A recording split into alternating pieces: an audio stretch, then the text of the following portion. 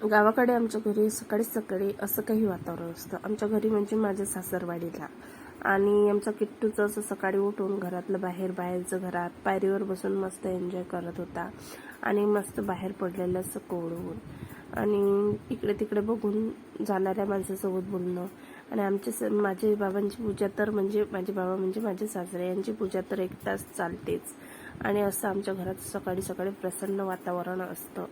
आणि मस्त बाहेर आमच्या इथं असं रिकामी जागेत असे छप्पर करतात, त्याला सपरी म्हणतात.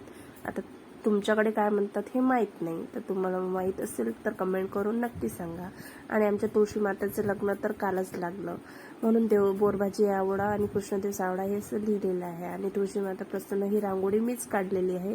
आणि आमच्या इथं 2 तुळशी आहे, त्या दोन्ही तुळशीची मस्त पूजा केली बाबांनी सकाळी सकाळी. आणि आमच्या घरी अशी चूल आहे, चूल आता पावसानं भिजते म्हणून आम्ही असं छप्परच्या खाली अशी चूल मांडलेली आहे आणि तिथं पाणी तापवलेलं आहे.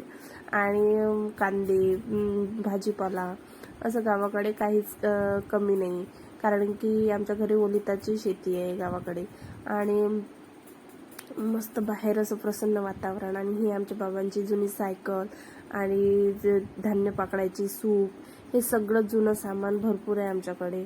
आता हे कुठंतरी आता ह्या जमान्यात दिसतच नाही आहे. आणि मस्त बाहेर अशी रांगोळी काढलेली आणि मस्त नाश्त्याला शेवळ्या आणि सासूबाईंनी केलेले मस्त खमंग असे पापड. आणि गावाकडे माझा लूक असा काही आहे. तुम्हाला कसं वाटते नक्की सांगा.